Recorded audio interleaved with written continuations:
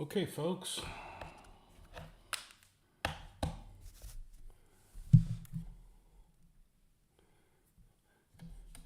Getting to one of the last sessions of the year.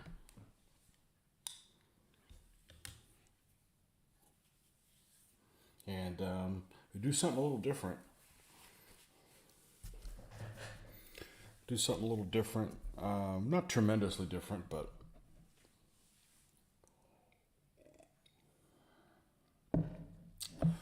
we got some models we're going to put together that I got in the mail yesterday. And I did an unboxing on them, but because YouTube takes forever to process stuff, I actually changed one thing on there and actually let you know how long it's going to take for processing. So that's nice. It's I think a 4-minute video, and it told me it was going to take like 45 minutes to process it. So you guys that aren't in the know kind of have an idea why I'm always complaining about it so much. It takes no time to upload it to YouTube. It just takes a long time for YouTube to get around to format it for their system. But anyhow, and it has to do with these that I'm going to work on. And normally I don't do this. Normally I don't get the video out of me working on something before I do the unboxing. But I do need to see if I can do something productive this morning. And I think I should be able to knock this out. And this is from Plastic Soldier Company. And it is their T-70s. 3-pack of T-70s.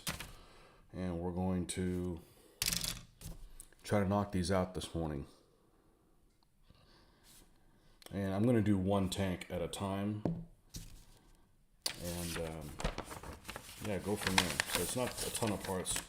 Each tank is on one sprue, so you don't have to flip between sprues. Now, I just noticed that there is kind of a mistake or an error on this hatch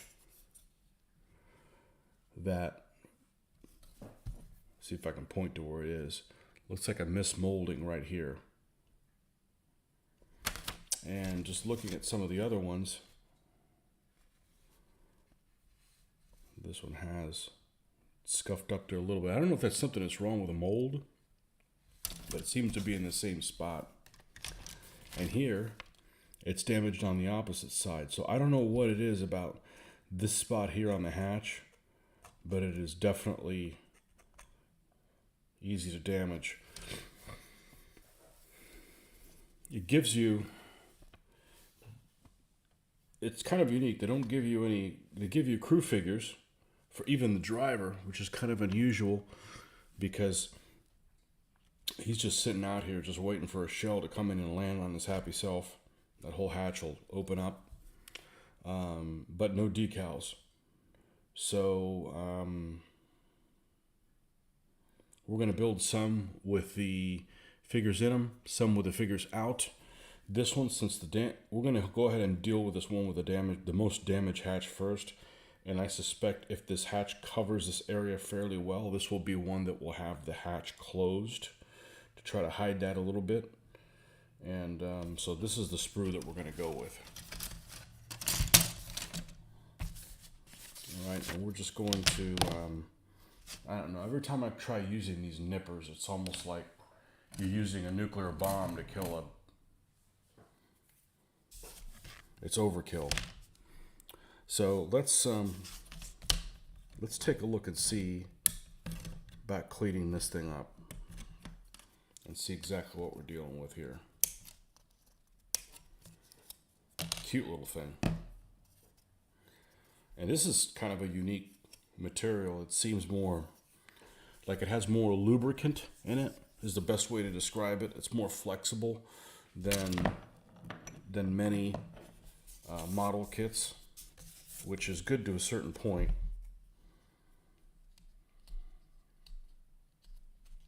Let's just get this. Let's not get that close. Jeez, coffee. I have very limited coffee in the house, so. I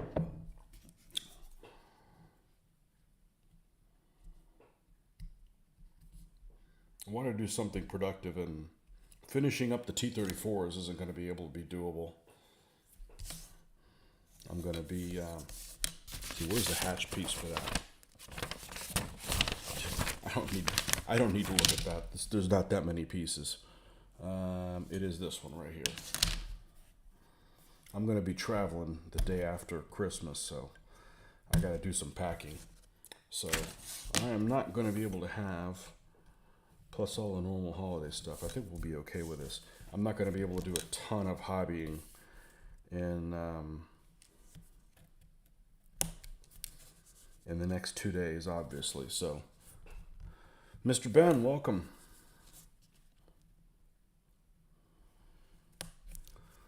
But I wanted to get something productive done. And like I said in the video, which you guys can't see yet because it's going to take YouTube forever to process, I didn't realize I wanted to even get these until I did that T-34 dive and realized just about every scenario, not every scenario, but several scenarios had 3 T-70s. So let's get some. Yeah, it should be able to hide okay. It's still going to show some of that damage like that, but we're going to do this one closed. So, you know, things come in, you know, quality control. There's obviously some kind of a problem there on this particular spot on the mold.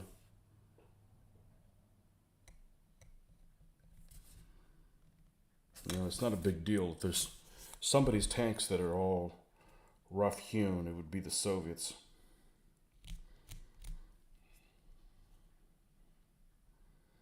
But I just think I'd point that out. Alright, we did cut ourselves off a little piece of this. And normally I don't work on these things before I do an unboxing on them. Well, I didn't. I did the unboxing first, and like I said, I don't have an hour to postpone this session to get the video out. And I haven't been able to do any hobby stuff in a week, and I'm itching. And I won't be able to in another week.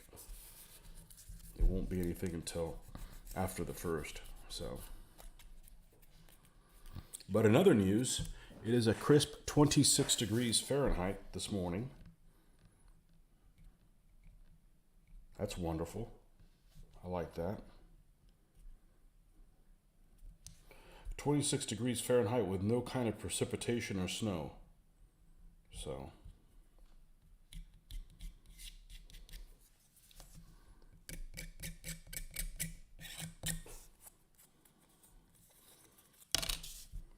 okay. All right, now we can go back to the instructions. I wanted to see how that was going to fare on that. That'll be the one that will make the hatch closed. It's likely that I will make the hatch closed on the driver position on all of them, and one of them will have the tank commander exposed. That's initially what I'm thinking, the route I'm going to go in. So let's knock out the turret subassembly first. We have a 45mm cannon. Okay. Got it. We have a, let's see if we can zoom out a little more. There we go. And now that we know how to do this,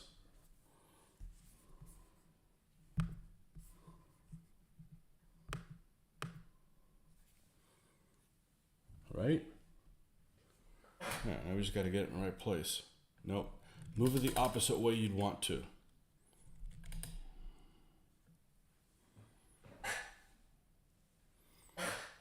Why does it look so damn blurry? Okay, so there's that one. There are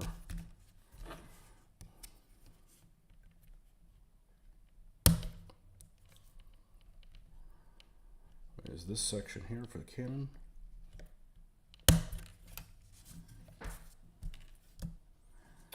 There is this one here. And now I got this in my way. Okay.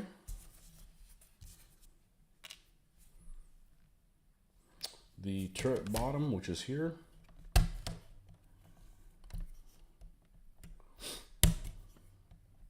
The turret top. This one we're going to use this.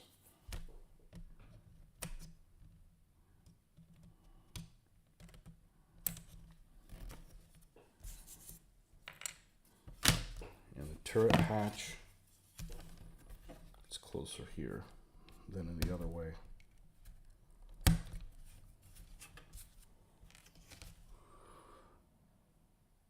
Okay. Perfect. Let's clean these pieces up. And I like how they always give you the option to make these tank barrels be able to rotate. Like, no, I'm not interested in that. I mean, it's nice that they give you an option, but I don't need a rotating tank barrel. And this one we got to get close on. But I have gone to Historicon many times and walked by these things, not buying any. And I'm fascinated by the fact, a couple things, they're fast builds, and you also get multiple of them in the same package. I actually don't mind the slow builds at all.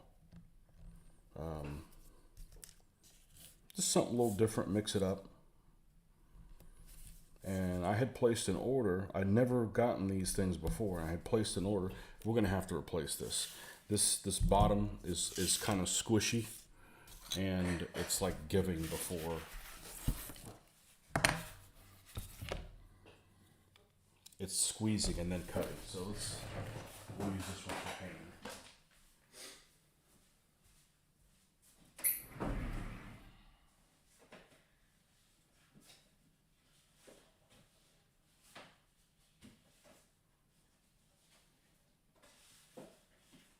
Just give me a regular one that doesn't give as much.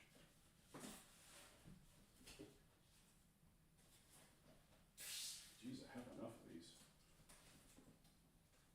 Why can't I find one that makes me happy? All right, let's try this. Here we go. This one's more solid. It doesn't have that membrane in between it.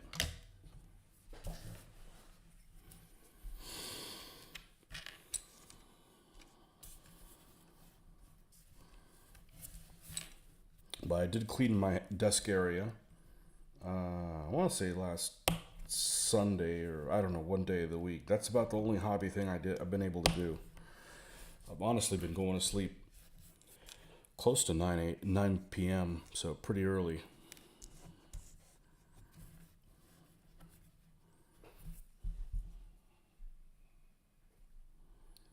A lot of changes, a lot of problems at work, a lot of planning. So, haven't had a chance to do this kind of stuff in a week.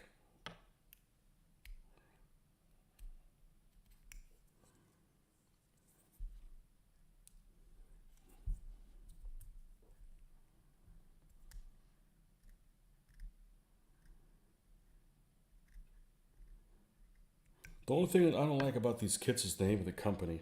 It's very confusing to call, yeah, Plastic Soldier Company. It's just like, okay, so what's the name of the Plastic Soldier Company? Oh, it's Plastic Soldier Company. Yeah, I know, but what's their name? It's a little too like Captain Obvious. And this is pretty fine grain, so we just want to clean this up, and we don't want these little things to show up when we dry brush that area if we don't need them to.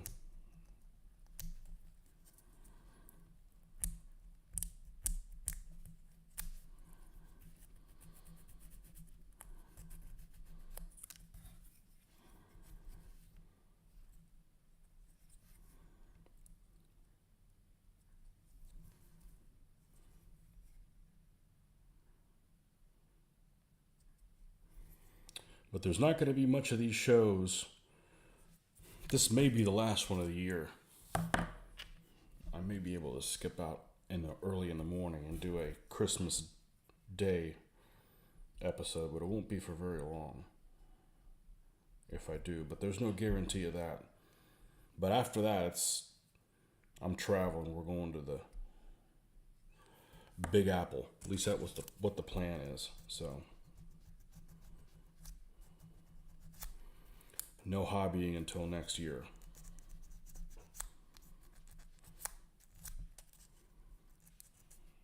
All right, let's check for fit on here.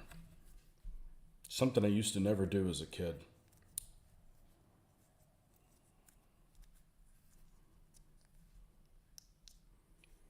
It's pretty good. Cute little turret.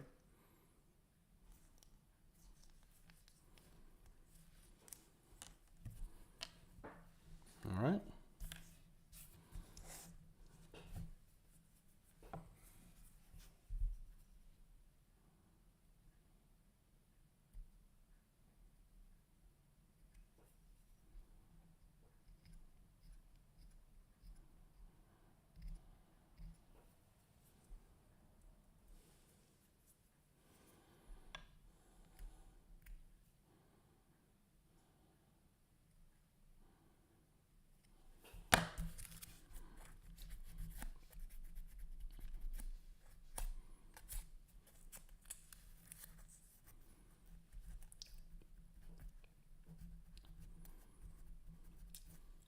I'm used to having a fair amount of time to myself, as I can pick the timings of when others are inactive, but with this many people at the house, it's hard to find a time that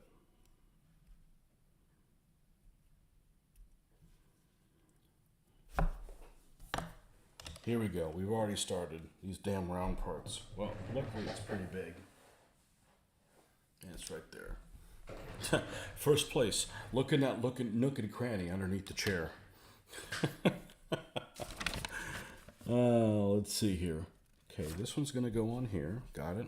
We gotta round this thing off. We don't want any burrs and stuff on it. Okay. Well, that's nice. They actually give you a square peg to go on there. Geez, that almost fits on there without glue. That's nice. We have to clean that up.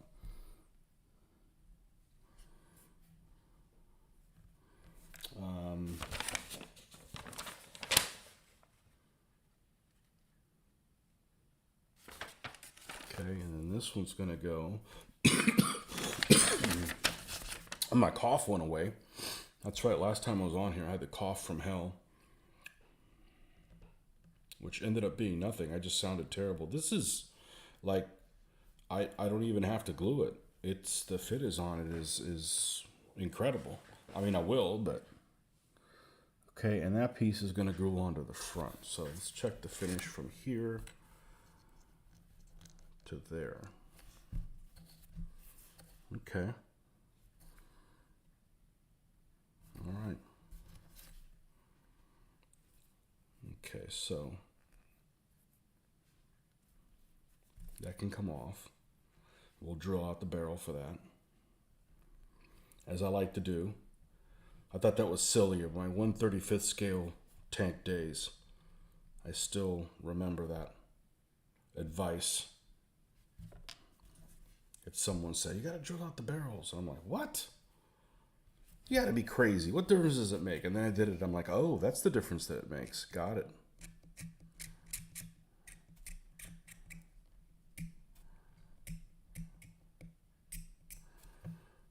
Just a little bit of a optical illusion.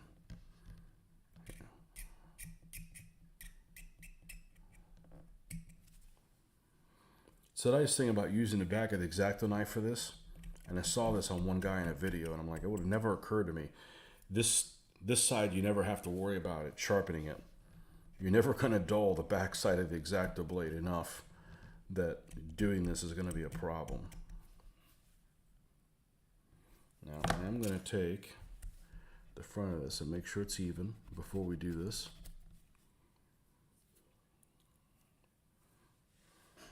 And put this against something that's not going to move. And hopefully I don't donate any blood. Oh, is this off screen? No, wrong way. It's always the other way.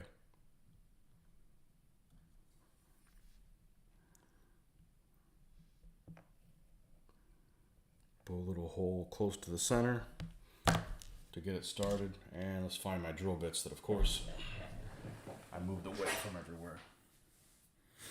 I honestly can't think when my work area is upside down. And it gets really frustrating when you have a lot of things that are in view that you have to kind of ignore mentally.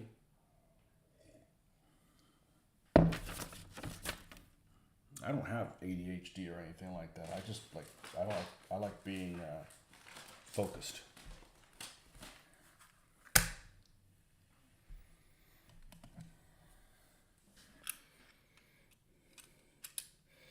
I don't have attention issues. I just do not like being interrupted.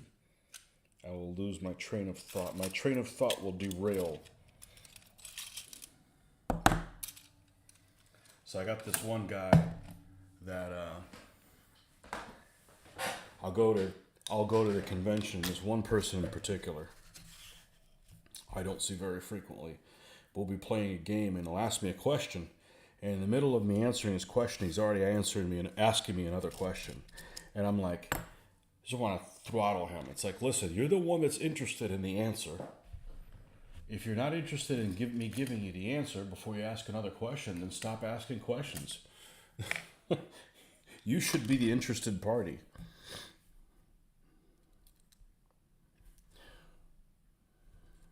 Okay, this is one of these. I really shouldn't even keep these. I bought a cheap one of these drill bit sets, and like all the fronts of them are completely flat. They're not rounded where they can, where they can grab. Man, this is all crick-crocked. There we go. So, yeah, I shouldn't even keep this thing around. I really should throw it away. I'm going to go ahead and do that. You are now a tosser.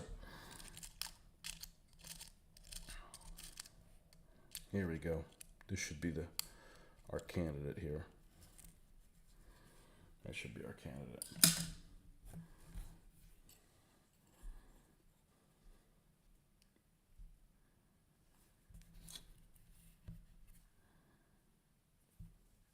That's the problem with playing a game like this. Say a World War II game where you're trying to teach people how to play a game and they're on both sides.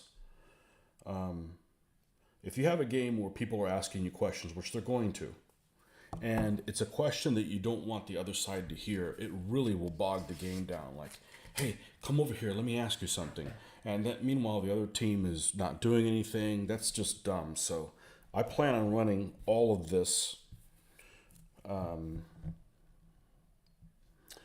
I should say, I intend to run, because there's a chance that I may just be doing this stuff for the hobby purposes and never run the game. I'm not going to run it at a convention. I just don't want to deal with the nuisance, the hassle. But in person, just put everybody on one team. And then they can ask questions freely. And it'll move a lot faster.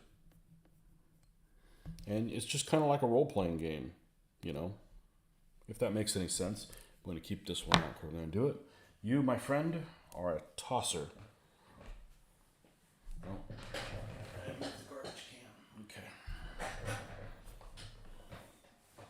You're still looking for a decent set of small drill bits. Managed to break 4 of those cheap Chinese ones drilling out some hands. The second set I bought were decent. I just don't remember which ones they were. And the problem with Amazon is that they don't, and they really can't, they don't really police the stuff that they sell. So there's some things, you can't buy on there, in my opinion. Like razor blades, razor blades, for your face. They're relatively expensive. I mean, I think they are. for an inanimate thing that costs like $40. I mean, you get a lot of them. But so I tried to buy some on Amazon because I could save half, right? Try to be smart with your money. And I got the same package, and they're name brand ones. They were whatever. I can never remember which ones I get. I'm gonna call them Gillette sensors. Okay, it's something like that. It might actually be a variant of them. Fusion. It's what it is. Gillette Fusion. 4 or 5 blades, whatever the hell they are. They're relatively expensive for what they are, and so I bought them online, and I got the right packaging and everything. And as soon as I started using it, it was in worse shape. They didn't look used, okay, but it was in worse shape than the point where you throw your razor, you have to exchange it. So it was, I guess if you looked at it with a microscope, you could really tell that one was very shoddily made. So I'm like, okay, yeah, I can't buy these from an online vendor. I'm going to get some kind of Chinese knockoff, and it's not, and you probably have, I don't know, 15, 20, 30 vendors selling those things on there. It's like, okay, well, you buy that at the store. I was going to order something the other day. What was I going to do? I was going to order a fragrance, and I'm like, I better not do it. I need to be able to return it if I end up getting some kind of a knockoff thing. There's some things you're just going to have to pay full price for, I guess, or risk it. And I am a big fan of Amazon because stores just don't have things anymore. And I don't know how it is in your part of the world, but here, this holiday season, people are they're running around like they're on fire. You're driving like maniacs, no respect for each other, just stupid, you know? Everybody's in a hurry. And I don't drive around like I'm, have no care in the world, but laws are there for a reason. Learn how to behave. I think that should be good enough. But the first set I got were just too. And the online reviews only take you so far because there's garbage that has good reviews. There's some garbage stuff out there that has good reviews. And you're like, what kind of product are you looking at? Because what I got was just totally wrong.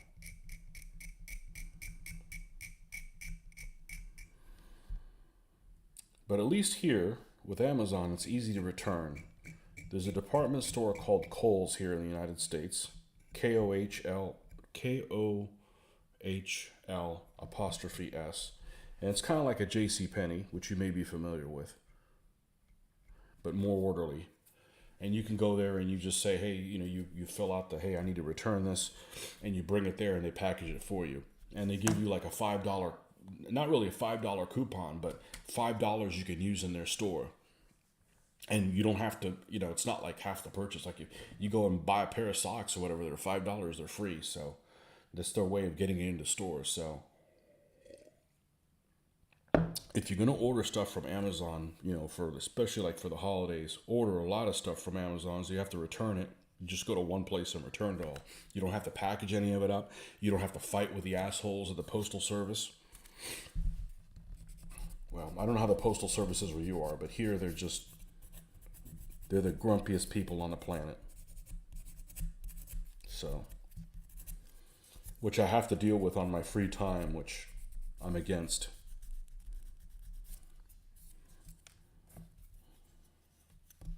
I'd rather buy them at a brick and mortar store, but they just don't have things anymore.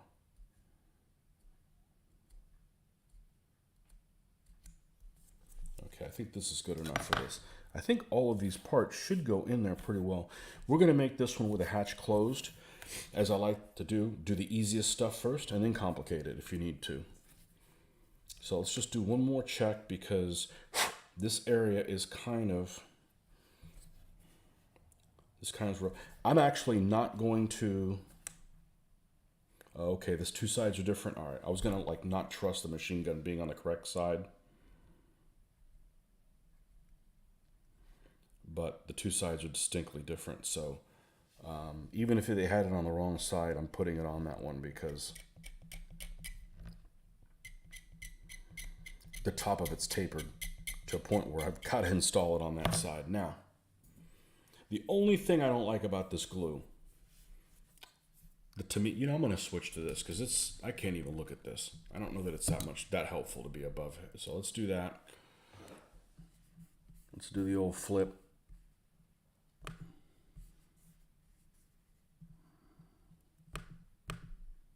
Okay. The only thing I don't like about this glue is that once it gets low, I either have to buy more or maybe put some pebbles or something in there to raise the level. But I'm getting close to that happening. That's really the only gripe because this stuff is amazing, and it's mostly because of the applicator. It's actually, there's some sediment in there. I don't know what the hell from, but okay. So the piece that goes all the way in the back.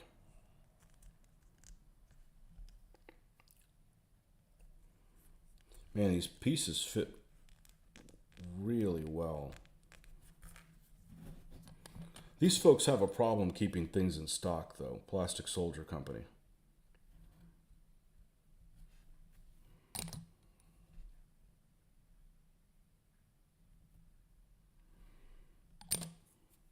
So as far as I can tell,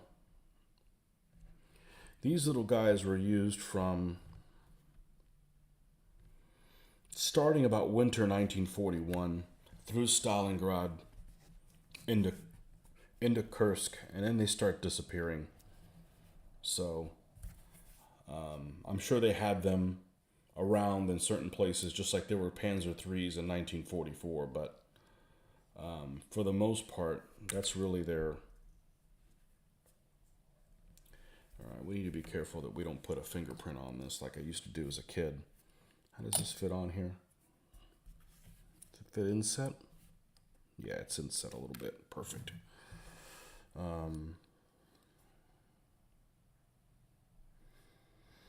And it seems like the labeling them by hand's working okay with me. I'm pretty happy with how they've turned out. So I didn't feel the need to spend $25 on decals that are kind of basic looking. And just for good measure, we will have welder that will put this back in. We will weld you in there shut. All right, and let's grab this little guy here. This is all kinds of stuff I didn't have when I was a kid. You just grab it with your fingers and leave the stupid fingerprint there because, you're a kid.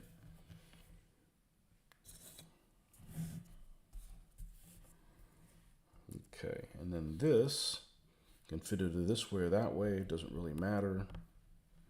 We're going to go ahead and glue it.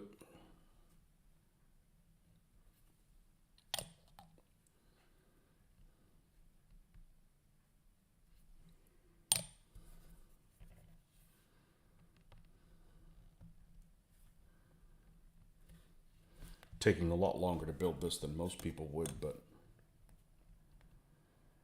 Oh, and I never glued that part. Oh, okay. It's not really necessary. It'll be okay. It's super tight. Now, speaking of super tight, how tight is this?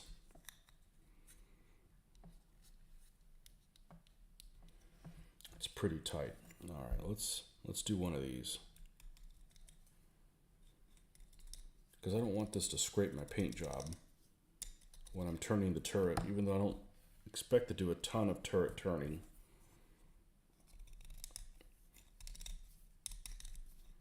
And there's probably more precise ways of doing this, but this will work just fine for what I'm doing.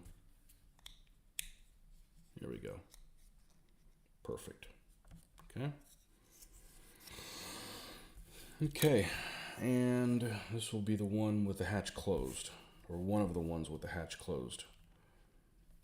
If the hatch is open, the machine gun, the coax, or the main armament are not firing.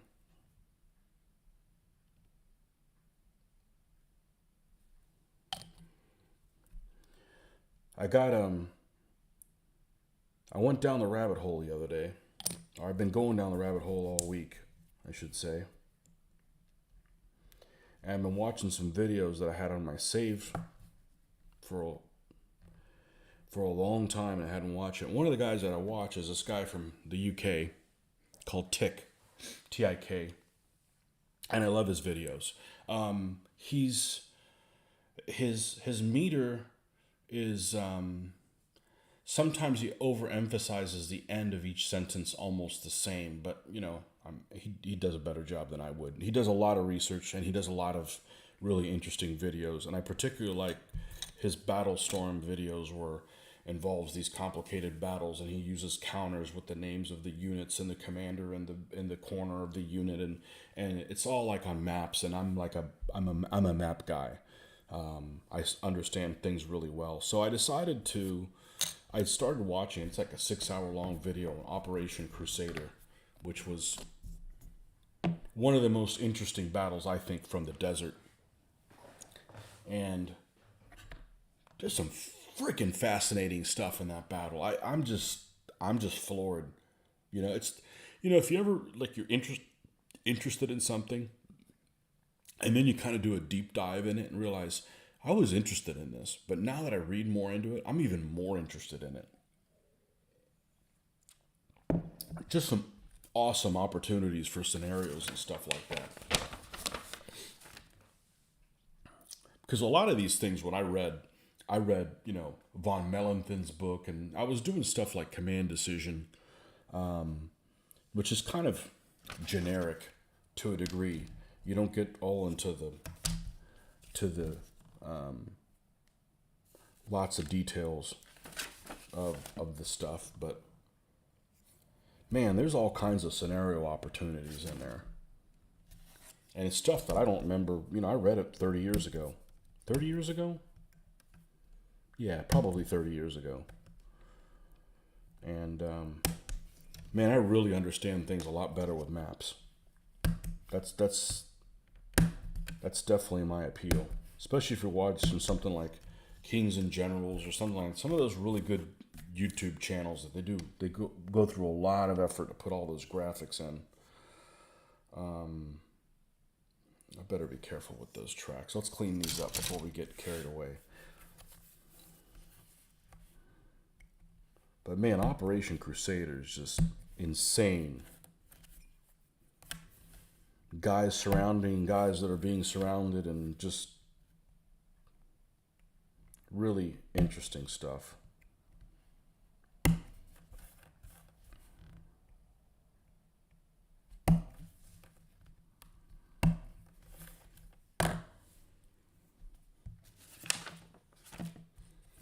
And 7th Armored Division just getting eaten to bits, and several of the brigades, of the 3 brigades, one of them was mostly A-13s. That's really interesting. I thought they would have had Crusaders by now in some of them, but they had a fair amount of A-13s, which I always think they're really, British cruiser tanks I think are really cool looking. Regardless of whether or not they had weaknesses, and, all tanks have weaknesses, and they certainly did, but at least they look cool.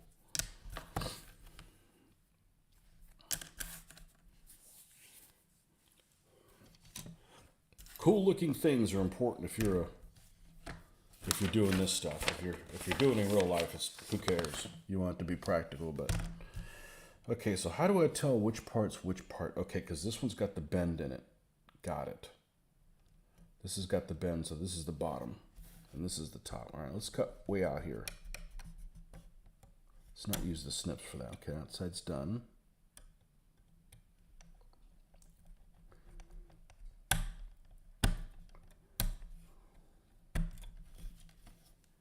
Jock Campbell and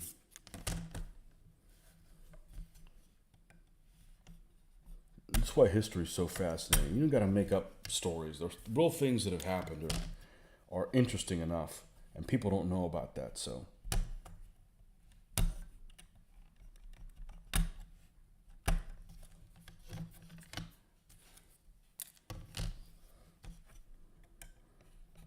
Africa Corps went and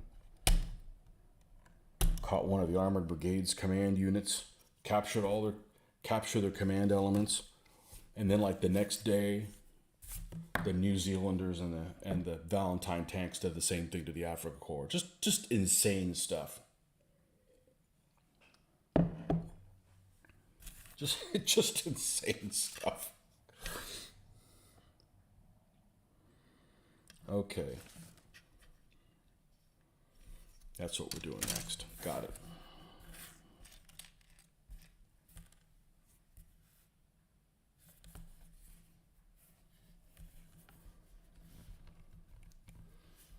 And then in doing that, I'm like, well, let's find out where the battlefield is, and you just end up going down a rabbit hole when you start looking at things. There was like a mosque. There was like a mosque to a Muslim prophet, I guess, Muslim holy man that was on site. That's interesting.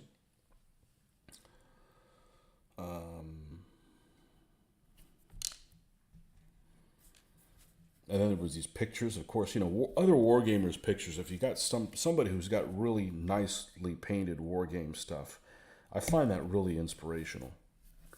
And there's a guy on there that I think a whole lot of, and I forget what his name is. I want to say his name is Rob Broom, and he's got a bunch of stuff in 15 millimeter painted for that Battle of Sidi Rezai, and really inspirational painted stuff. I'd like to do desert at some point, but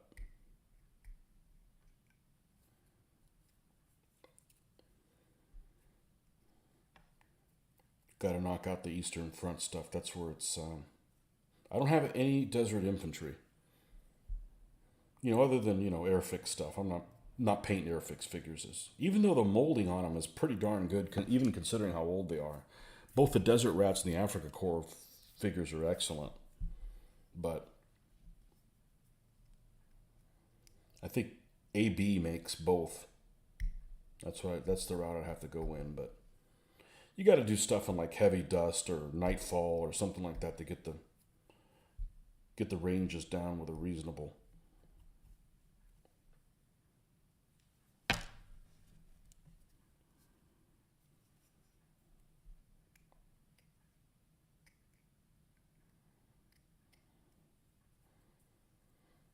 Playing a skirmish game where, you got panzers shooting at a support group behind an escarpment at extreme range doesn't work really well, What are you just supposed to sit there? Oh, just sit there and take it. Well, that's not a fun game.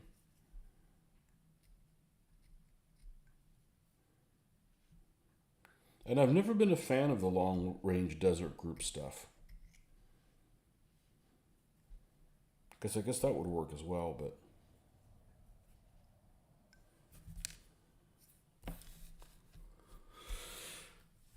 maybe if I was able to watch that show or whatever that series is called, what is it, Rogue Heroes or whatever? It's not available here. Or it's not available on a platform I have, so. All right, so let's follow the exact instructions for this piece exactly. It's this one. And then we got the one with the bends, which is here. Okay. That's half of it. And the top half is this one. And I hope they go together okay.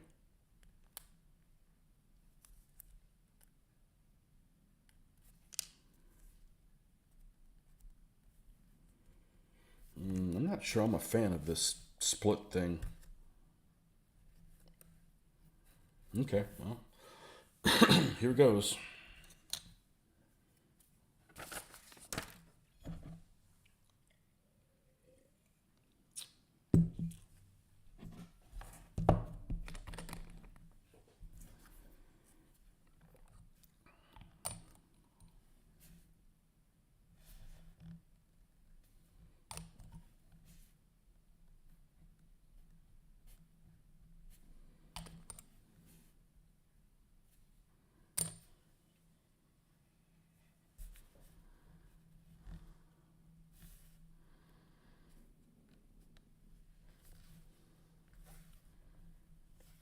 I was gonna video game this morning, but the problem with a video game is I could get caught in a situation that if somebody needs me, I'm not really available because I need to finish it. So I'm like, this is probably safer.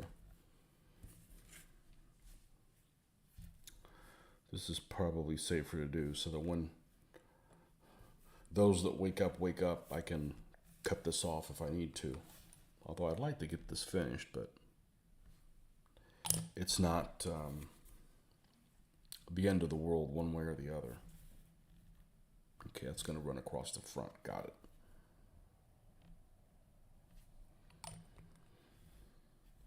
So we will put glue on the front. It's not glue, it's softener.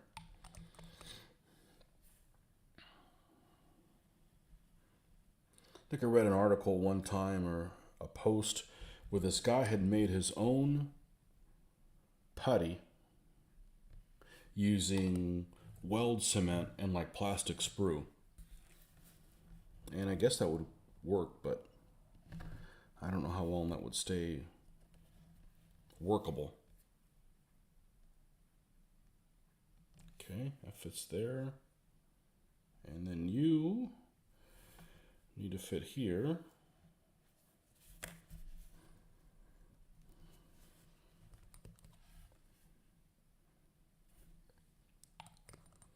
And the track looks good. The teeth look really, really good. The teeth.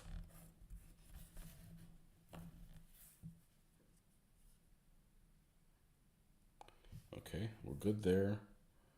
And this one's out of sync a little bit. Okay. I think we're golden like that. Excellent.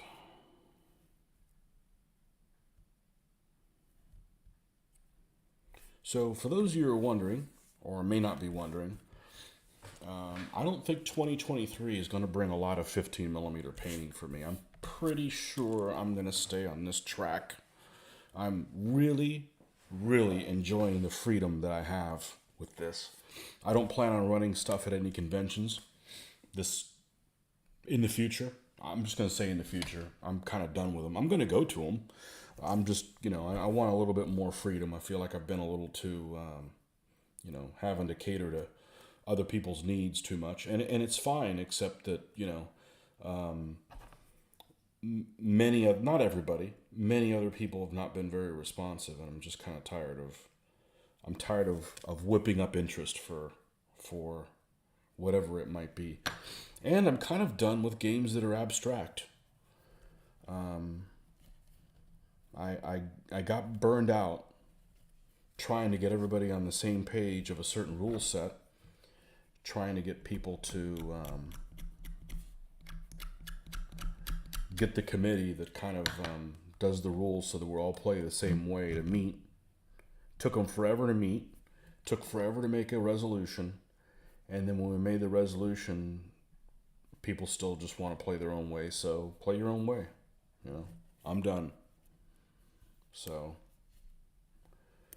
I think from now on, if something doesn't make sense,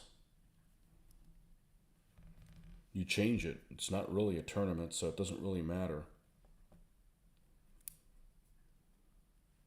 So I've really enjoyed the last 2 months, and I'm really enjoying reading about World War II stuff with all of the resources that are available now that weren't 20 years ago. I'm really, really, really enjoying it. And I'm really enjoying learning about stuff that isn't so vague.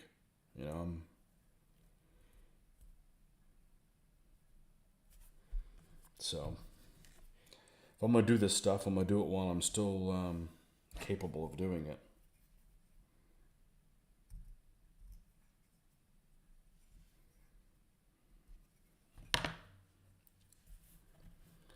Besides, gaming's always just kind of an avenue for creating things and then being able to use those things you created. So, if I want to just game, there's lots of other avenues to do. You don't have to build painstaking things and then partake in them. You can just pick up a video game or play a board game or, play something that the other guys learn how to play or whatever, So,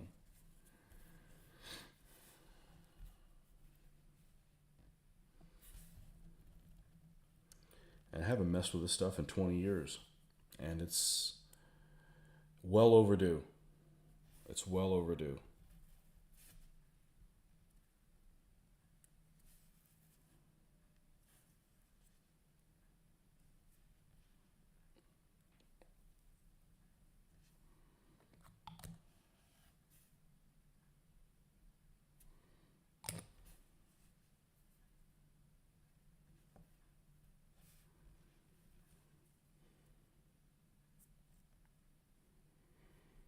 Honestly, the separate link track is the best. Oh, other than the ones that are already pre-molded, like S model. The S model tracks are incredible.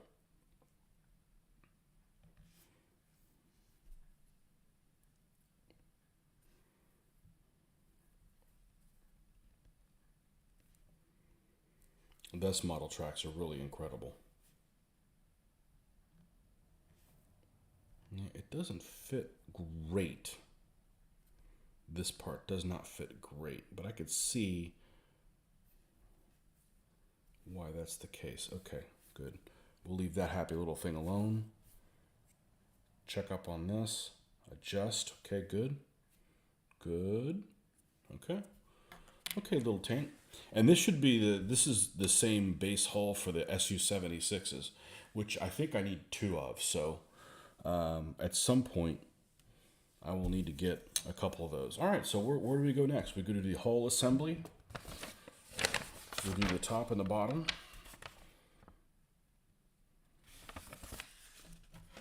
Running out of parts quick here. There's not that many.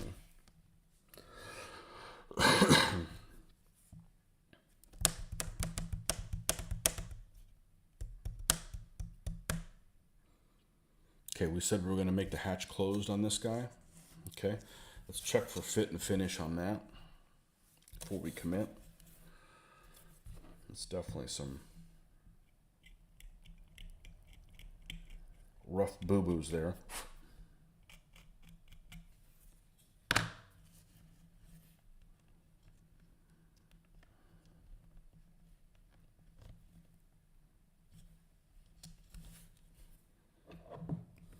And I've been really happy that I have been able to finish these, paint these tanks in a way that I'm happy with, that does not involve spending hundreds of dollars on an airbrush. And the inconvenience, it's not the hundreds of dollars on the airbrush. Well, it's not like I'm made of money or anything, but why spend a lot of money and then have an inconvenience?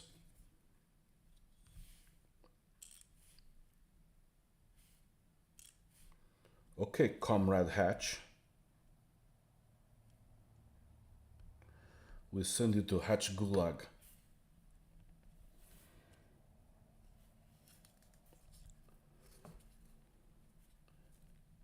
There's no point in throwing a lot of money at something and it create more problems for you.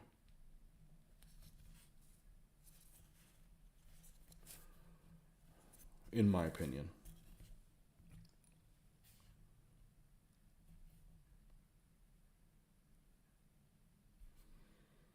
Okay. Cute. All right, there is a spare road wheel. I believe it goes back here. These instructions are pretty effing vague because it is like a computer print, and it's kind of, what exactly am I looking at? And I can tell this is kind of a road wheel there, back there.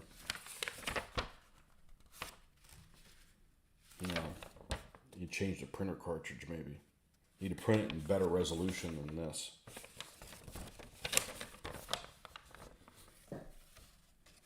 Okay, there is this little piece here.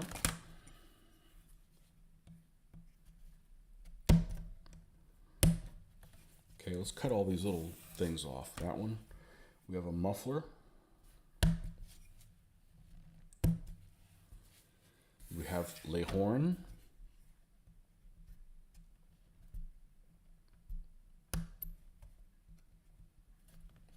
it's a light, or it's both. Horn light. And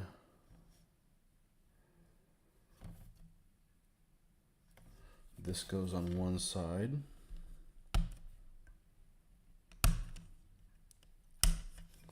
And the stowage bins go on the other side. And of course the bottom hole, it's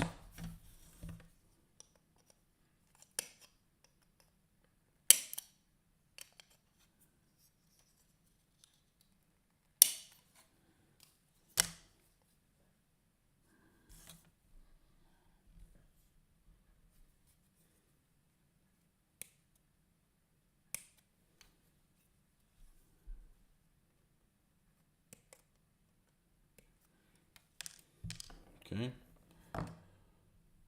Spare track.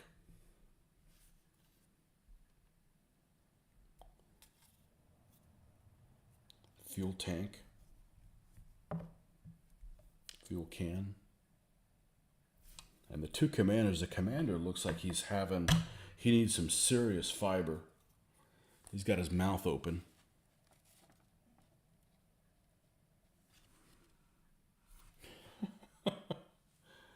I don't think there's any reason I can't. Oh, he doesn't have any arms. That couldn't use this guy as a commander also.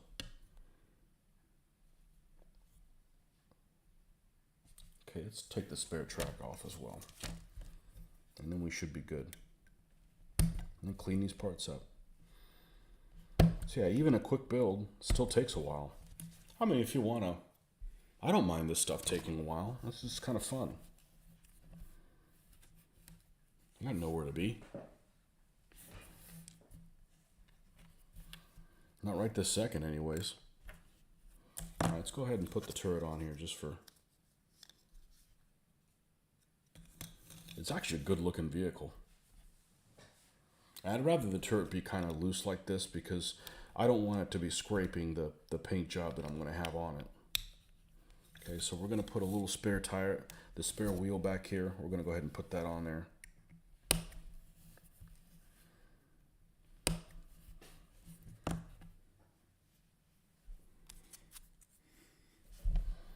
Now the problem with sanding some of these small parts is you need to be able to grab it somewhere to be able to...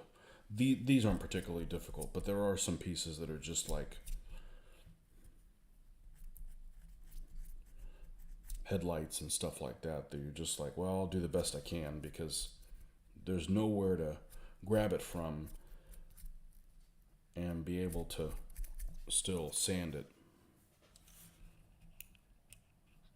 Check for fit.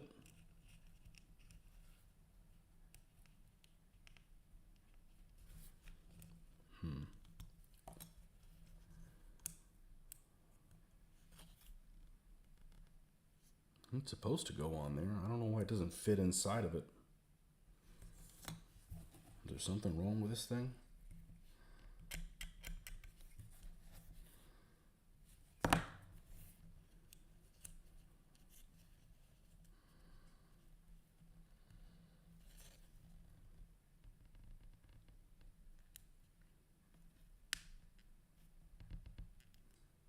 It's almost like the peg's too big. Don't make me take that peg off and just glue it on there directly. Well, let's just glue it how it's supposed to be and see if that works. I'll put glue on both sides. Softener, not glue.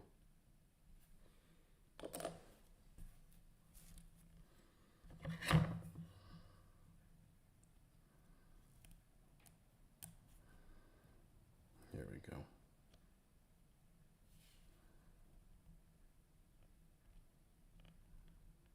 Oh, now it seems to fit in there a lot better. Okay. Perfect. Let's clean this thing up.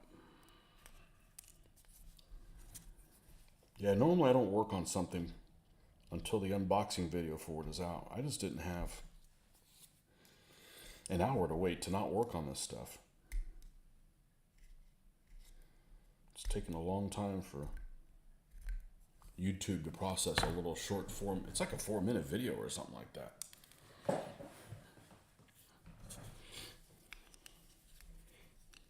I mean, I love watching unboxing, so just my way of giving. Look at this. It's almost like it's like a snap fit.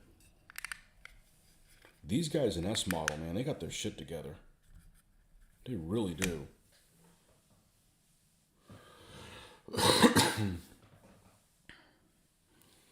They really, really do. Okay, we can put both holes together. What's this piece that says back here, though? Oh, this is the exhaust thing. This is gonna go over like. Man, I gotta look at a better picture. I guess S model's better than them from that respect.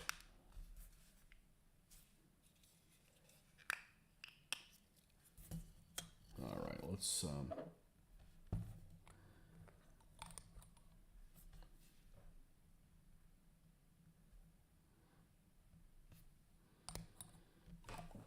Let's move him over so we don't have some of this drip on top of it for some weird reason.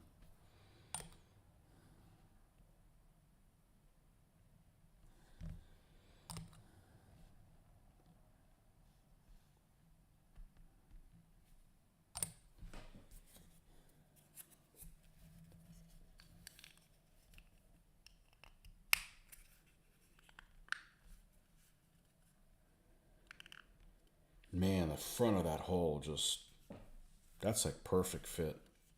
And that's one of the shortcomings usually things have, is they don't fit on there. Great. Let's get our welder out.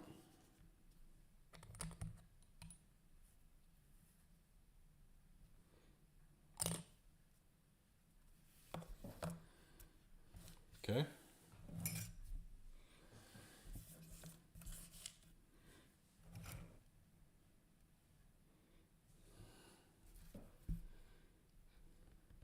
Let's clean this up.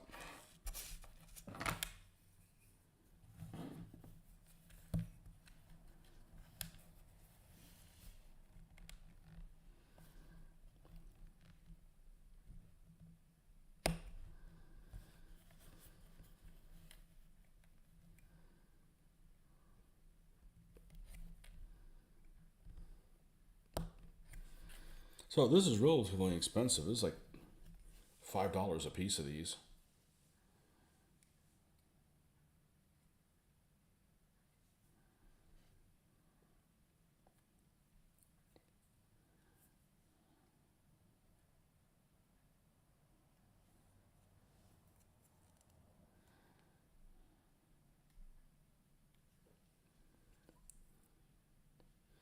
Now I'm gonna have to consult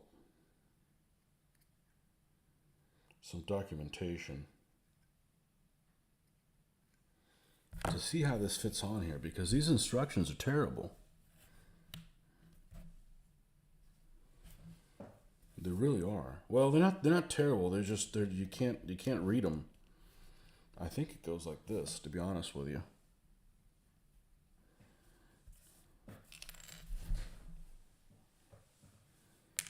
No bending over today. It's not a work day.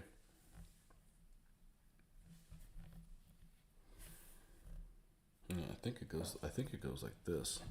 I think it fits on there like that. Which, if that's the case, we're going to want to take this little bit here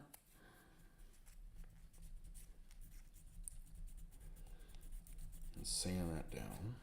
There we go. Yeah, I'm pretty certain that's how it goes. I could kind of make it out in this picture here. But you can't even see the piece. You can't even see the piece here.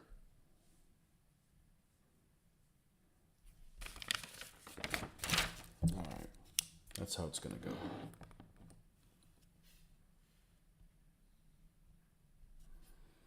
Let's put a little bit of it down the side.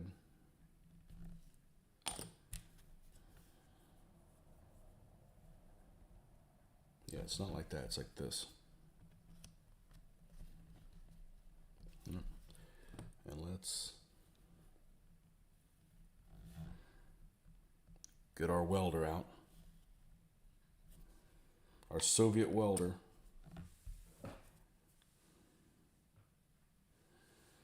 Okay, and then the extension to the muffler. Pretty self-explanatory. Let's move this out of the way. We're over here in the danger zone on the right-hand side of me. I guarantee this thing's going to be all rusty.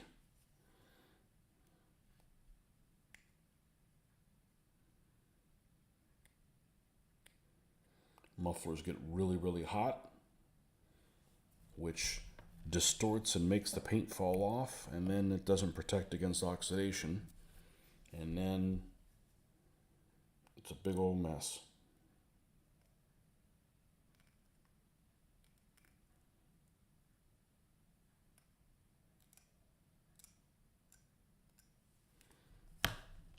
Okay, and this thing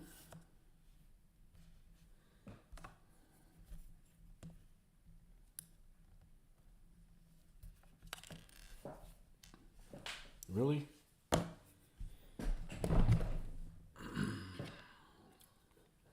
Imagine if I was a klutz. Parts are just too small. And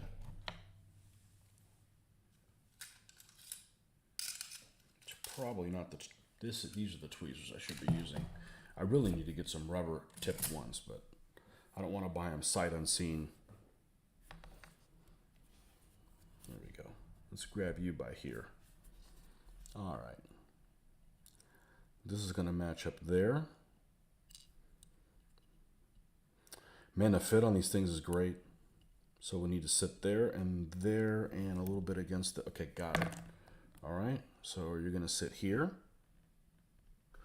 a little bit here, and a little bit towards the bottom.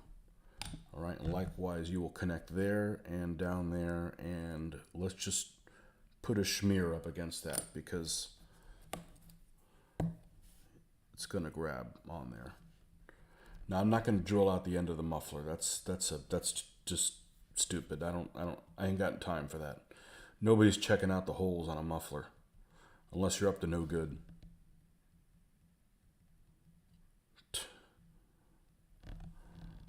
Okay. And I'm going to add a little bit here just for good measure. That was a lot more than a little bit, but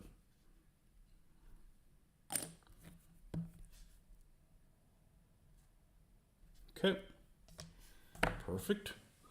All right, what do we have left? We have a couple containing boxes. Oh, I see a horn there. It doesn't even tell me where to... Yeah, we're going to have to consult a photo for that.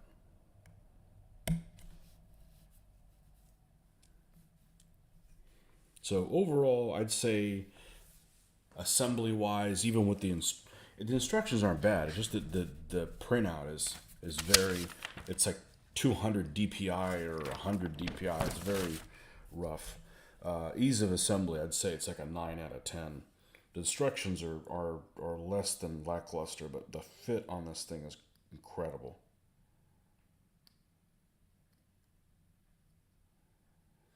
I'd say it's better than S model. The pieces are thicker. So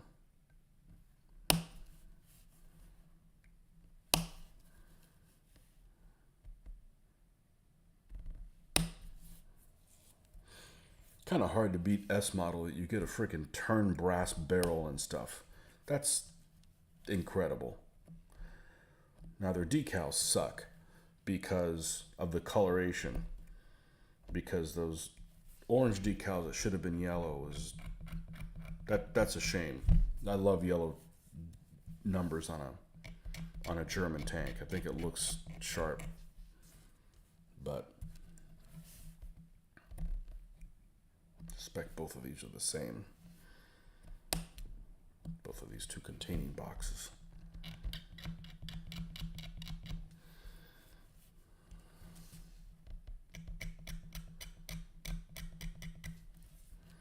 And I don't see this jerry can anywhere. But these are things that You can put on one model, leave off the other. Leave a jerry can off one model, give another one two. You know, make them look different from each other. This is going to fit somewhere. It just points randomly to here. Okay, I see some guiding little notches. All right, so that one's going to go there.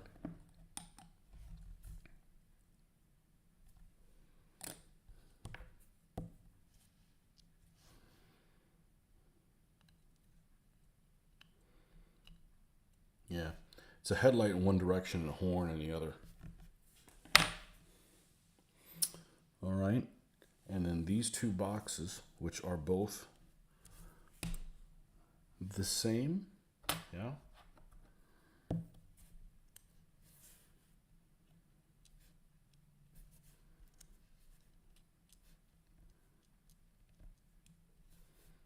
They go like so. I'm actually going to leave them off. I have a feeling that these are on some vehicles and not on others. So I'm going to leave those two off because I'd like to make all three of these different. You know, give them some personality.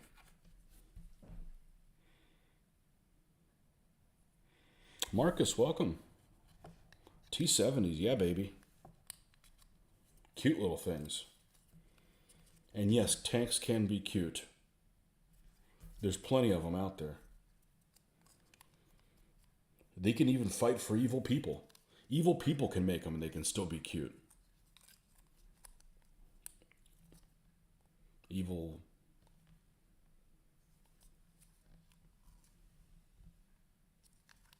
countries. Yeah, I think these guys are really cute. I think the T-60s are really cute too.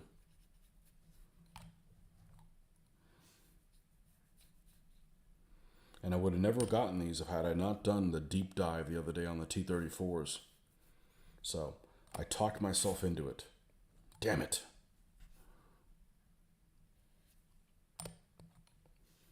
Let's just put a smear across the top, across this.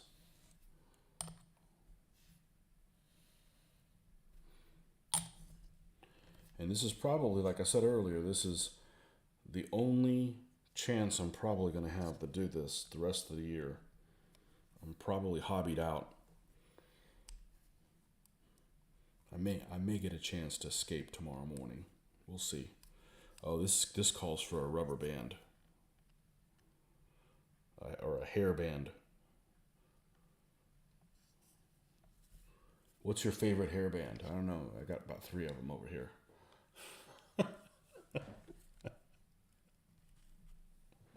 I actually do like that kind of music.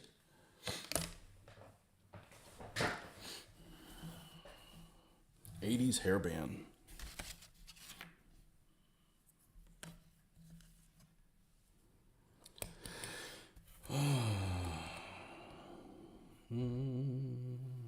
Here.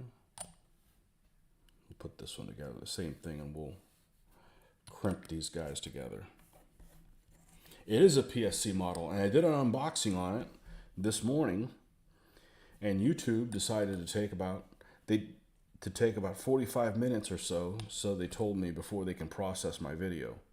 So I'm like, well, I can't wait around. I've got limited hobby time the rest of the year, so this is something I've actually never done, is work on something before the unboxing video is out for it. And it's a shame, but I've got limited time. I wanted to get something done. All right, this might take 2 hair bands. Let's get the bigger ones here. These things work really well for this. So I stole these from my daughter.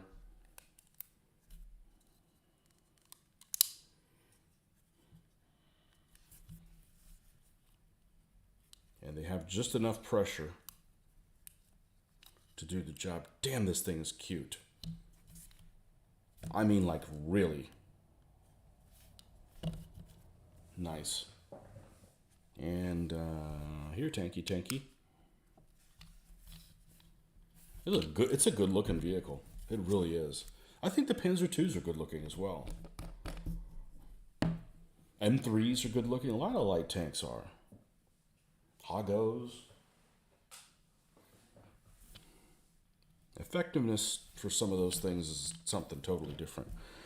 Is that where we're at? Oh yeah, we got to decide what we're going to do with these little hatches. So we're just going to punt on that because these are cosmetic things. These, I suspect these little things, I'm going to look at actual photographic evidence. There's some that I'm sure have none of these and some that have one.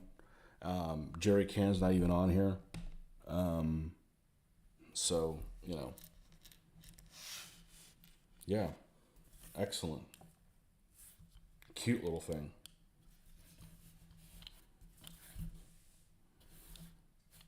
So it's the same hull as a SU-76. So an SU-76 is going to be kind of cramped as well, but it's a nice torsion suspension looking vehicle. I'm a fan. So okay, we got about another half hour. All right, let's do another one.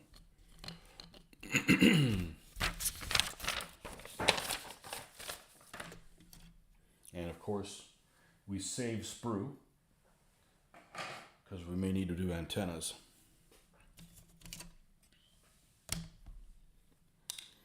All right. And just to compare,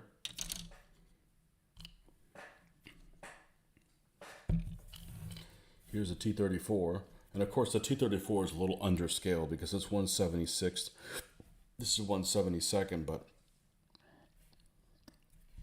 it's very stunted length. So these guys are going to have to really get to know each other in there. SU-76, okay. The PSC ones, yeah. Yeah, I don't think the SU-76s were around by Stalingrad. I think they came out just before Kursk. Okay, let's cut this bitch out.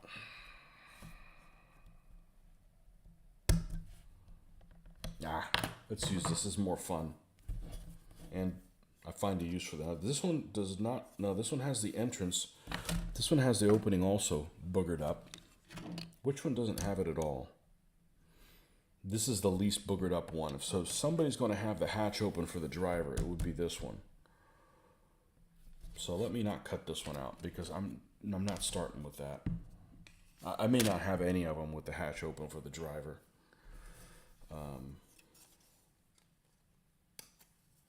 And it's just cosmetic.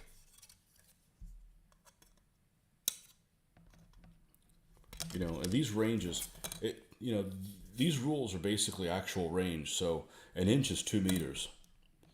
So you don't need to be unbuttoned when you're 200 feet away or less than the enemy. You know, unless you're hopped up on vodka. Even so.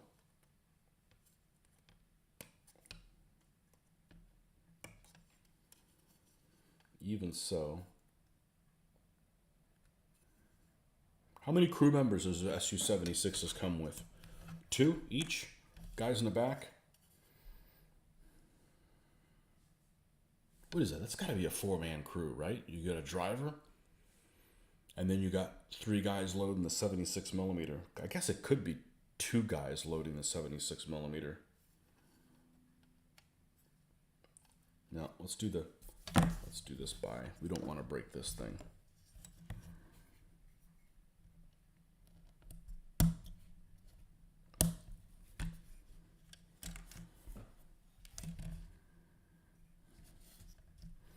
Yeah, I was kind of bummed out that the order that I put in with this particular vendor, that, by the way, it's been 2 weeks, I think, and I haven't heard from him. So I'm going to have to.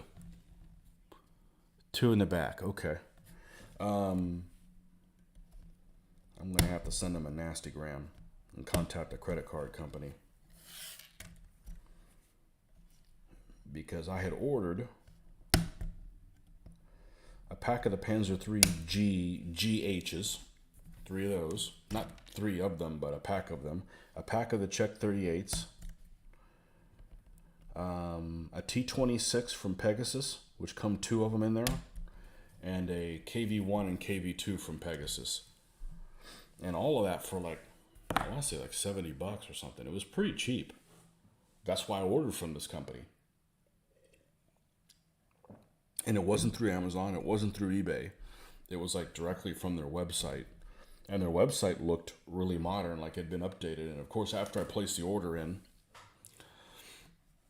I hear all kinds of horror stories about never buy from them. They took my money, and I'm like, oh crap. And I've actually never had that situation ever happen, ever, with an online vendor. But, and I find out that, oh yeah, they're operating a store with multiple names, and they all have bad customer service, and they don't respond to emails, and because these guys had these, normally like the Panzer IIIs and Czech 38s in 1/72, you get 3 vehicles with lots of variants, especially the Czech 38 variant is insane. You could build just a regular tank or 2 other martyrs out of each. So you could make them all martyrs of one kind, or a mix of each, or all Czech 38s. Or what I was planning on doing is making them all Czech 38s and taking the gun crews from the other 2 martyrs and putting them in the martyrs that I have. Because I have a Martyr 2, I have a Martyr 2D by MMS that has no crew, and I have a Martyr 3, which is on the Czech 38 chassis. It's one of the ones you can actually build in that Czech 38 set from Millicast that has no crew. And then I'd have the 3 Czech 38s, which is what I wanted. And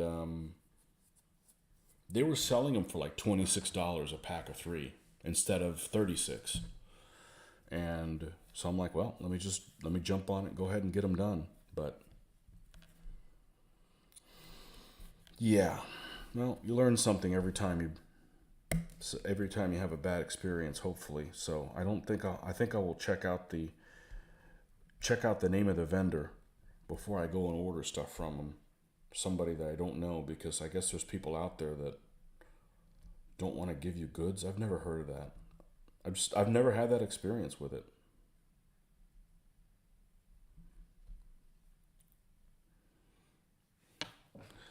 I have that on back order with Michigan Toy Soldier. Been waiting almost 5 months. I think more of a PSC issue. Yeah.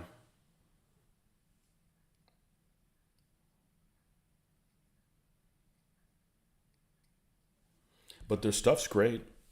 They're as good as S model. The fit is... God, these things are cute.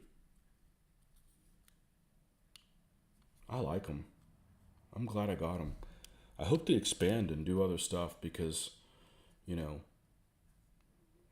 I want some affordable BT7s. BT7Ms, I should say. BT7Ms. I can get the BT7s from Pegasus, and I haven't put any of those together yet. That'll probably happen next year. But those have the square turret, which isn't as attractive. I prefer attractive vehicles. It doesn't mean I'm not going to build any ugly ones. I'm just saying it's kind of hard to get excited about the ugly vehicles.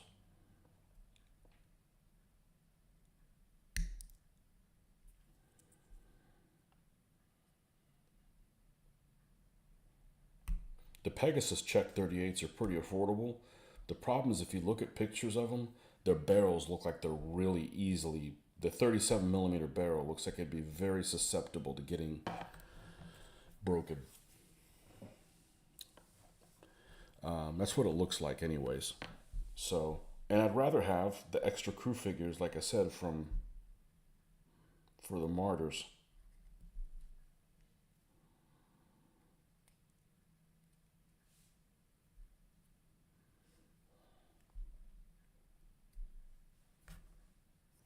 And there's just huge price differences. You got like those Polish First to Fight models. Those look really, really good. But the best I've been able to find is like maybe just over $20 for one. That's just a bit much when you can get 3 of these for $25. And it's not like these look like crap or anything. These are wonderful, And they still take an hour to put them together. You know, well, I'm being careful with them. I'm sure I could rush it more, but why? You know.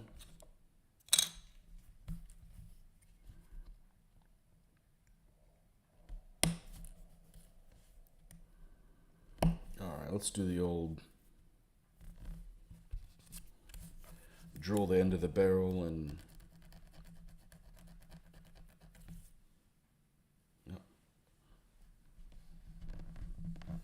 put it up against something that's not going to move, and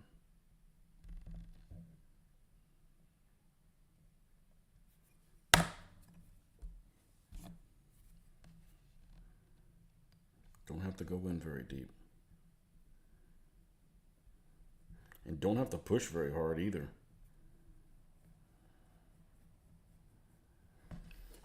That's good enough. And then we can do the old use the back of the X-Acto blade trick.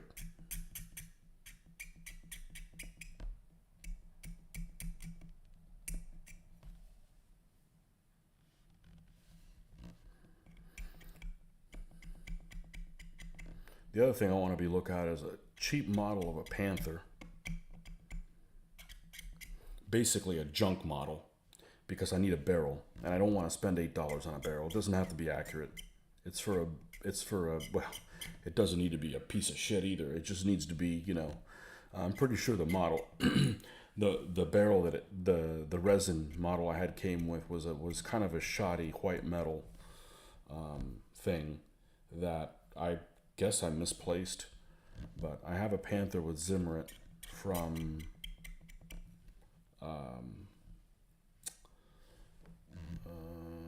shit, what's it called? BP cast that I'd like to put into use. I don't care if some models aren't better than others. I have them already. Throw them away? You know, no, they'll be fine. You know, they're war game. I'm not building I'm not doing an IPMS entry. Actually, I've seen a lot of stuff that enters like IPMS modeling stuff. So, the war gamers, I honestly do. The best stuff I've seen that I like are the stuff done by war gamers. Not all war gamers. I'm just saying certain ones. Their stuff is as good or better than entrance at a IPMS thing. A lot of the IPMS stuff looks just too clean. So there's exceptions to everything, but what I happen to like, I like the Wargamer look better.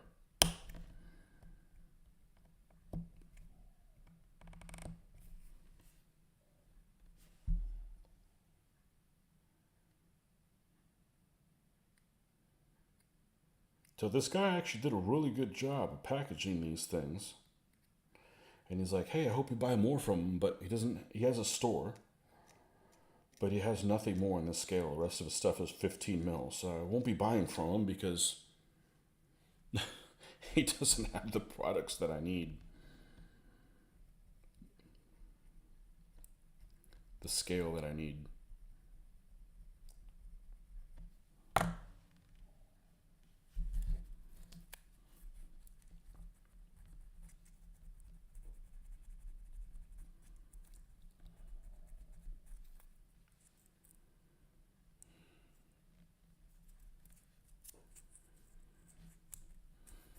There's a vendor at Historicon. I don't remember what the name of it is. They had a long-winded, hard-to-remember vendor, and they always had all these boxes of this PSC stuff, and I didn't get it for so many years because I wasn't into it. I'm like, I'm just going to buy that and not do anything with it. That's true. Don't buy it unless you're going to do something with it.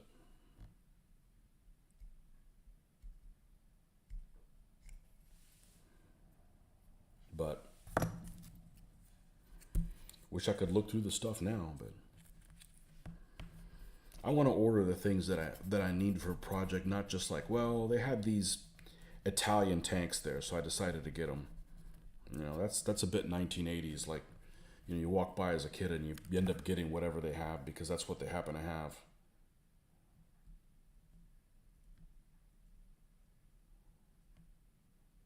Those days are in the past.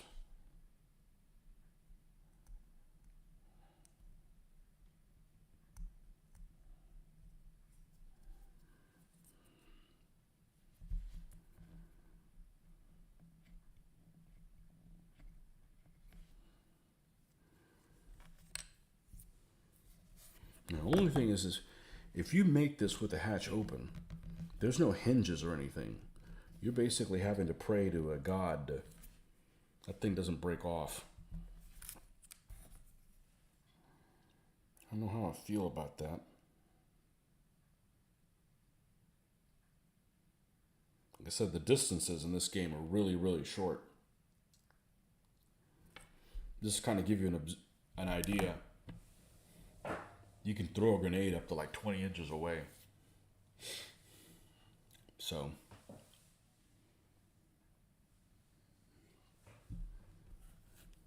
but I'm trying to simulate stuff that doesn't get simulated in other games.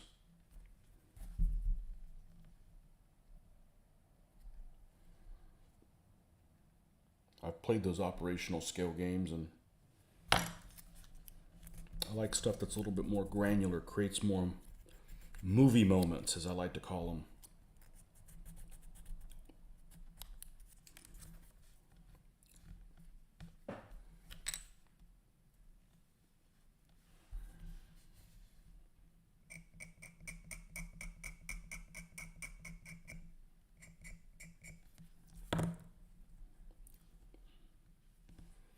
What are we up to? Oh, it's getting colder. It's 25 degrees. Excellent. I can't wait to step outside.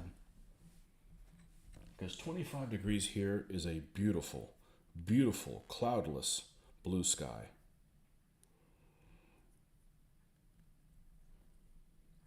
And there's nothing to shovel.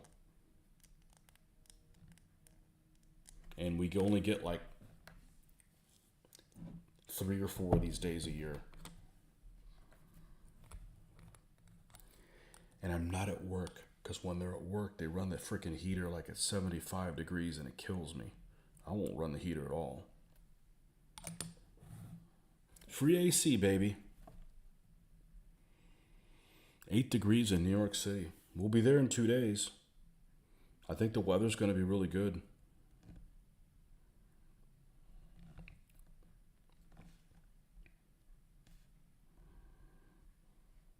What part of the city you live in?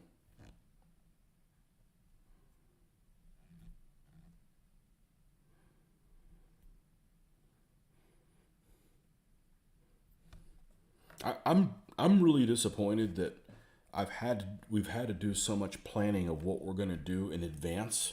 Because I'm a fan of plan where you're gonna stay, plan when you're gonna arrive, plan where you're gonna stay, and then wing everything else, right? Because maybe you want to go somewhere, but it's closed or the weather's not good for it. But oh man, there's going to be so many people there, and we're not going to be there for the we're not going to be in the city for the New Year. We're going to be off site for that. But even so, it's going to be just a ton of people. We're going to get our walking in. I'm not afraid of walking, especially in that. We just got to remember to stay hydrated. The last time I went there, I got really dehydrated. Not wanting to drink those overpriced waters. Upper West Side, near the Hudson. Okay. Yeah, you like it there? Or it's I'm used. You know what I'm used to? I'm used to the museums being free. I've been to DC enough time. Like, what do you mean? Museums cost money here? What the hell?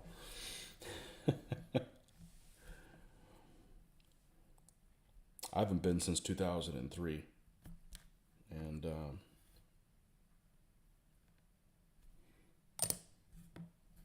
I enjoyed it. I like the. It's it's a different world. It's a different world, for sure.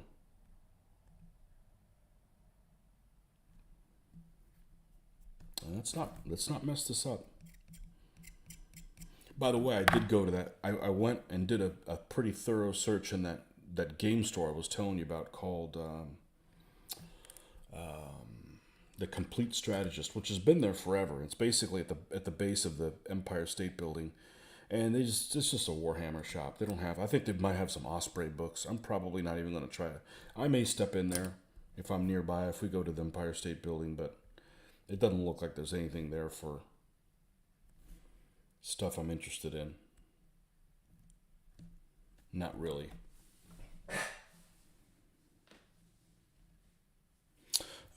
If you want an old hobby shop to visit, yes, Red Caboose, 45th Street, okay, between 6 and, we're going to be always something interesting, mostly model railroad kit. Okay, Red Caboose, I'm going to check it out. We're going to be staying in Times Square, so we're going to be walking everywhere. Got a couple shows to go. We're going to probably do some of them crazy overlook buildings or whatever.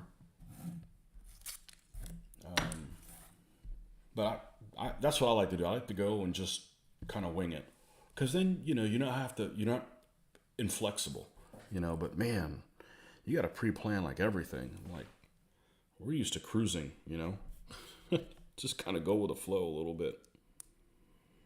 Yeah, I don't know if we're gonna leave this one with a hatch open or not. Red Caboose, 45th. Yeah, that's gonna be really close to where we're gonna be at. Excellent. I'll check it out. I'm gonna have to escape on my own.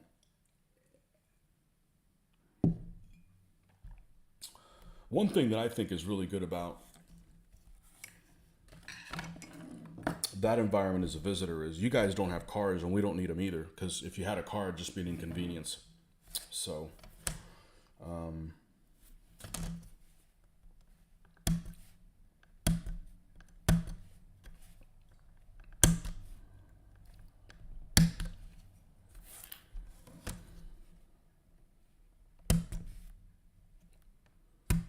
but since the last time I went, man, there's so many more observatory stuff than there was than the last time I went.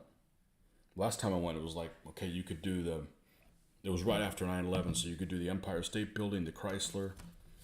That was it. I mean, I guess there was maybe other stuff available. Now there's all kinds of other things. So they found a way to, hey, let's build a tall building and then fund it by having people come to observatory. Hey, that's okay. It's pretty cool. I mean, you got that nice skyline. Might as well have people take a look at it, But there's so many choices that you have to kind of decide, if you do one thing, you're not going to do something else. So kind of lay everything out. You like New York City? It's time for a change for me. I wouldn't want to live there. I've been working all week though on being rude to people, so I think I should be okay.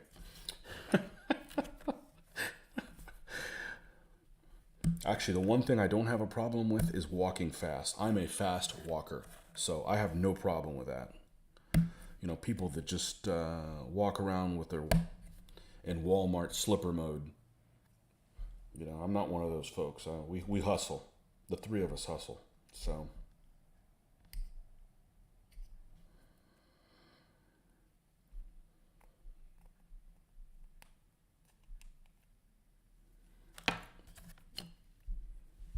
I am glad that the weather is going to cooperate, although it is going to be pretty cold with the wind, but we can handle it. We enjoy that. I mean, why go somewhere and have the same weather that you have here 95% of the year?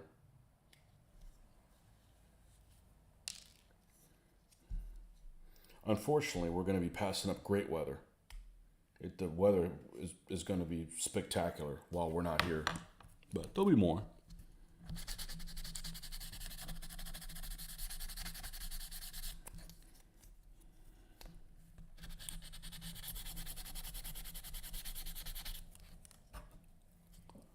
Your favorite living spot was Tokyo.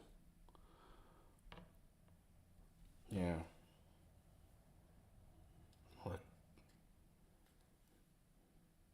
Japan that's got to be like a land of extremes. A lot of things that are familiar, and then a lot of things that are just like, what the F, you know?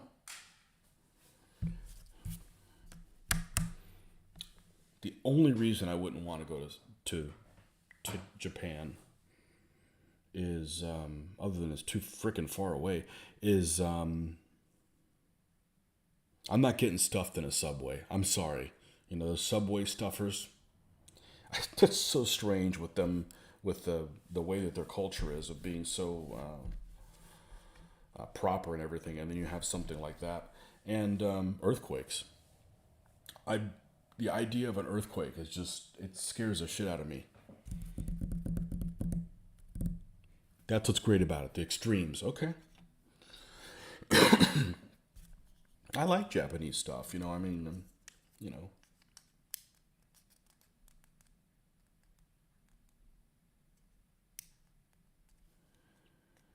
My only gripe with Japan is they have such a rich history and they don't make they make hardly any historical movies for that stuff. I'm like,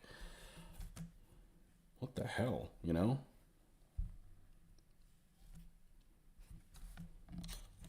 Oh, we need to clean this booger up.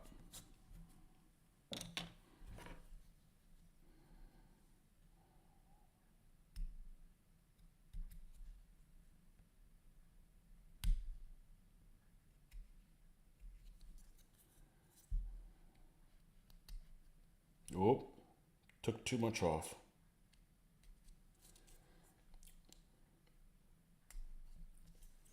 Not noticeable though. Wouldn't even know if I told you. Unless I told you. I don't mind telling you my mistakes. We all make them. Not actually, the blade's a little too sharp.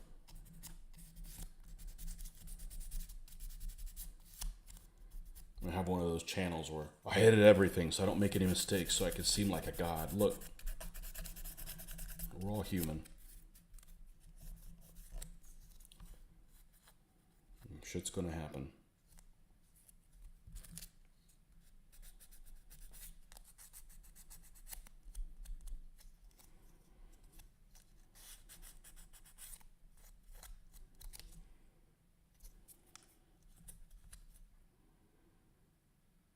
Okay, is this the one that has the best hatch? Or was it this one? The best front hatch. So if I decide to do a peekaboo guy, well, let's see what the peekaboo guy even looks like in there. Let's pop a peekaboo guy out of here.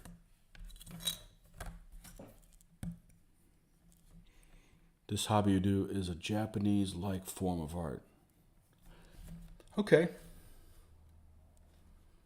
Yeah, the Japanese, all the ones I've come across are very eccentric. I guess we're eccentric in our own ways, but detail-oriented.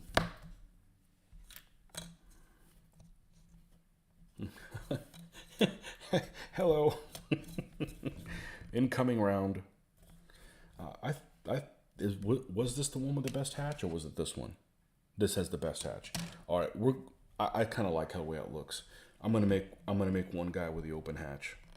Oh God, he fits in there so well. Look, I mean, he just. I don't know if you can hear that, but it's like a perfect fit. He's well engineered. Okay. Yeah, I don't mind painting a figure. I can paint figures.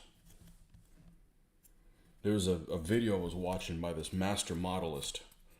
This is a 1/35th scale, but this guy's really, really good. I forget which one it is. It might be one of it was either Plasmo or Night Shift or one of those guys that are really, they make vehicles that look better than the real vehicle. And they were worried about painting a figure because they didn't have any experience. They ended up doing a fine job on it, but they were concerned about it. I'm like, it just proves once you get out of your comfort zone, you know, you don't know where it could take you. But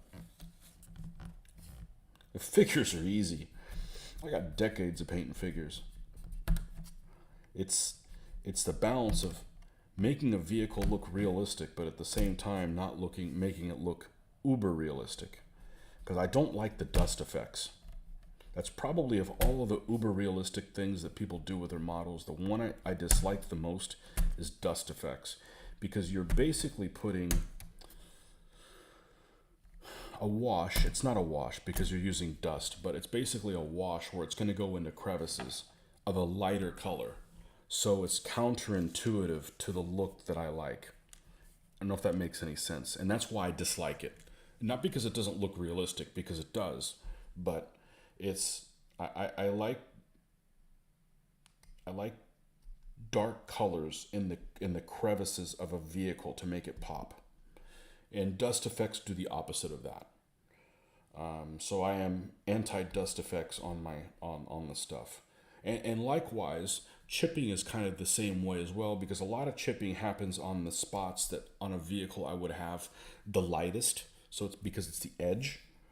So, and then you're putting darker stuff on an edge. So that's the only reason I don't do those two things. Not because they don't look realistic, because they do. And the people that do them are masters at it. And I could probably name off 6 or 7 folks that right off the bat are really, really good at that. That's just not my style for war game things. So I'm glad that I was happy. That was one of my concerns with going to vehicles from doing figures for so long, is I needed to find my style that I was happy with, that I could consistently do, that would match the look I was looking for. And it didn't take me long to do it, fortunately. It wasn't like I did a dozen vehicles before I realized, oh man, I don't like the first dozen. I've now got it down, but now I've got 12 vehicles I don't want to look at because I'm not happy with how they turned out. And that was kind of my only concern, going down that road. God, this thing is cute. Really, really cute. Well, we're going to make all 3 of them different, for sure. And they're not a horrible vehicle. I think that 45 millimeter gun can hurt any Panzer III. Or 4, really. A decent speed. It got about the same armor of a Panzer II. It's not horrible.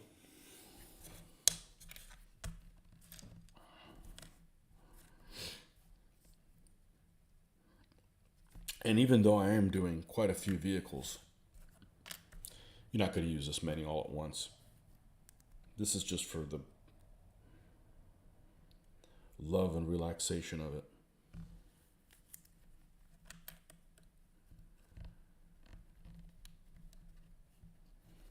Let's see if I can get these dings. Let me see if I can get these things together, and then I'm going to have to sign off because I got to wake somebody up, make sure they're awake, and then we got to go grab a couple things, including picking up my Japanese vehicle. And it is Japanese. The whole thing is made in Japan. Even the tires. It's insane. Every single bit of it. Assembled in Japan, including the tires. I've never seen that before. From having some maintenance done to it. Which they weren't able to find. I was having a problem with it starting maybe 1 out of 30 times. And I'm like, okay, this is too new a vehicle. You guys need to solve it. And they weren't able to, so I'm going to be filming every single start I do until it acts up, because it didn't act up on them. It's nothing major. It's not like it didn't start. It just created doubt. And,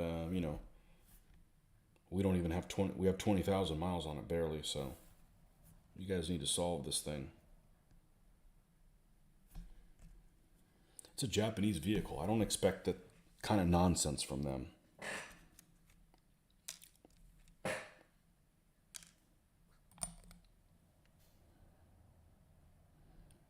So we got to pick her up and do some grocery shopping.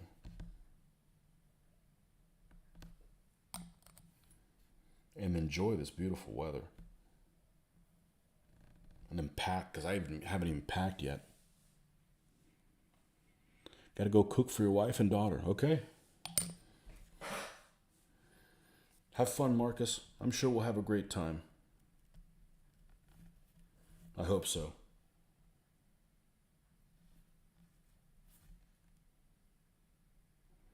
That'll be on the 26th. So, flying out early. And the best thing about it is the plant's closed. So nothing's being undone while I'm on vacation. That is massively important.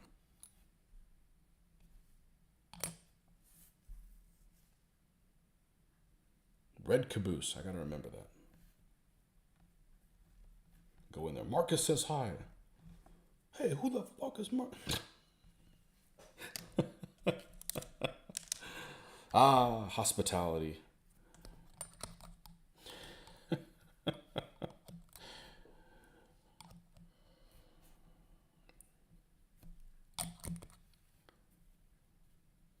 Yankee hospitality. I'm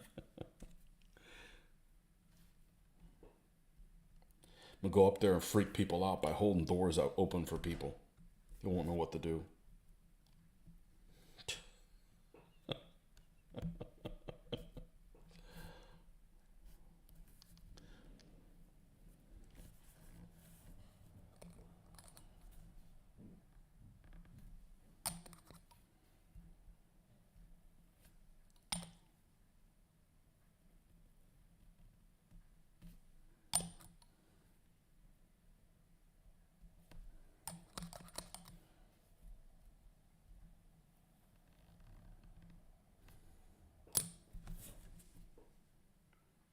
There's something satisfying about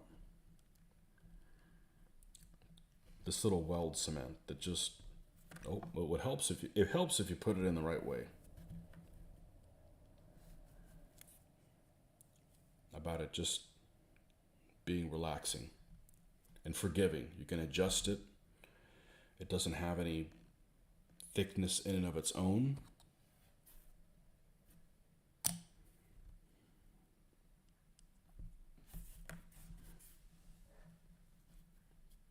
It does take some patience. I didn't have patience as a kid using this stuff. I didn't understand why it stayed soft for a while. Kid meaning like, 12, 13. This stuff is the stuff that my dad used to use forever. I mean, he used the Testors one. And the Tester stuff is just as good. It just doesn't have as good an applicator as this one.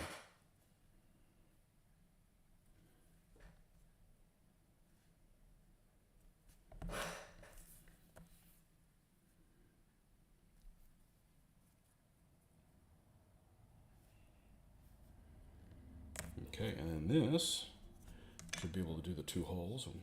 We sanded down this happy little hole. Let's check for fit. Check for fitment. Just extraordinary. Extraordinary.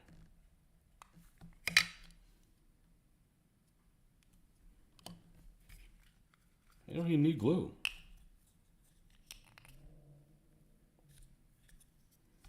Don't even need glue.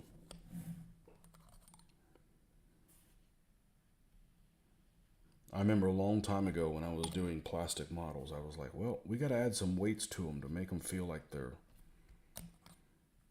give them some heft. But then they can damage themselves. You drop it on the ground, you could like destroy it.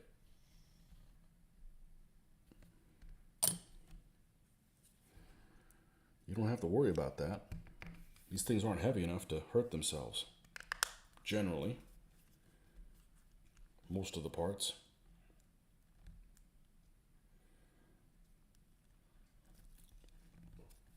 Generally not a problem.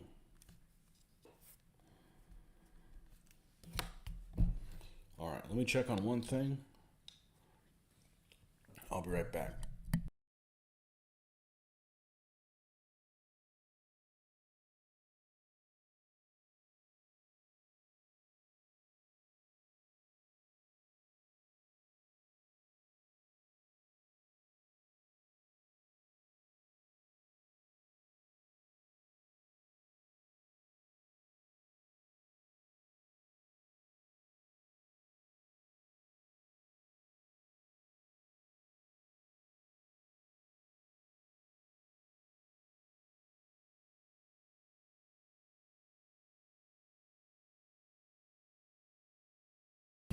Okay, folks, we're going to wrap this up. And if I don't get back until the holidays are over, then you guys have a happy holiday, happy New Year, and we'll catch you guys on the next video. We should have the unboxing for this thing out soon whenever YouTube decides to get off their butt and do it. But you've already seen it. Excellent little model, extremely cute vehicle, and I think they're a good value. But until next time, thanks for stopping by, and Merry Christmas to you guys. Bye-bye.